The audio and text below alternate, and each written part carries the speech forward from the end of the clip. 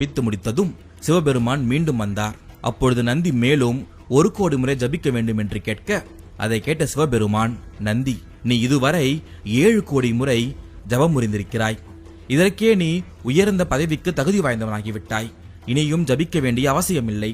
உனக்கு பிரம்மா, விஷ்ணு, இந்திரன், குபேரன், சூரியன், சந்திரன் போன்று எந்த பதவி விரும்புகிறாயோ அதை உனக்கு தருகிறேன். சொல், உனக்கு என்ன வேண்டும் என்று சிவன் கேட்க, எம்பெருமானே, நான் எந்த பதவியும் வேண்டியும் ஜபம் செய்யவில்லை. அடிக்கடி பிறந்து இறப்பதுமான சுக துக்கங்களை அனுபவிக்காமல் இருக்க வேண்டும். தங்கள் மைந்தர்களுள் ஒருவனாக தங்கள் அருகிலேயே நான் இருக்க வேண்டும். அந்த பாக்கியத்தை நீங்கள் எனக்கு தர வேண்டும். அத்துடன் நரகத்தில் இருக்கும் எங்கள் முன்னோர்கள் சிவலோக பதவி கிடைப்பதற்கு அருள் புரிய வேண்டும் என்று அவன் வேண்டிக் கொண்டான். அதை கேட்ட ஈஸ்வரன் மகிழ்ந்து போனார். உன்னுடைய முன்னோர்கள் சிவலோக பதவி அடைவார்கள். நீ விரும்பியவாறு என் மகனுக்கு ஒப்பாக என் கூடவே இருப்பாயாக.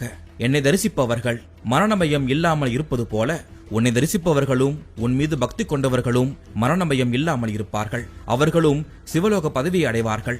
என்னிடத்தில் உள்ள சிவகணங்களுக்கெல்லாம் நீயே தலைவனாக இருக்கப் போகிறாய் என்று சிவன் சொன்னார்.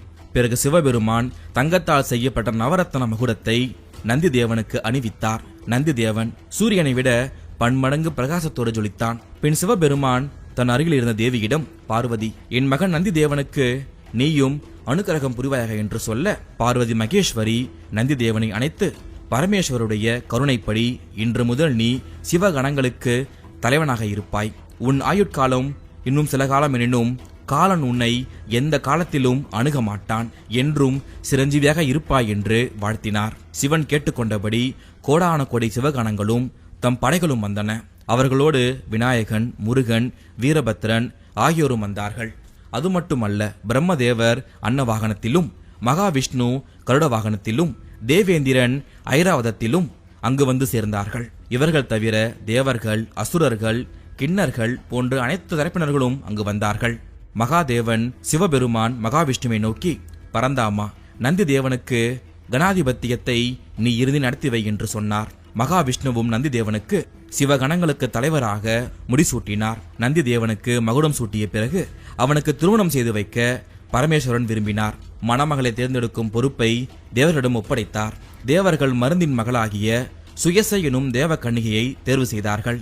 சிவபெருமானுக்கும் அந்த வரன் பிடித்திருந்தது. நந்தி தேவனுக்கும் சுயசைக்கும் திருமணம் செய்வது என்று ஏக மனதாக தீர்மானிக்கப்பட்டது.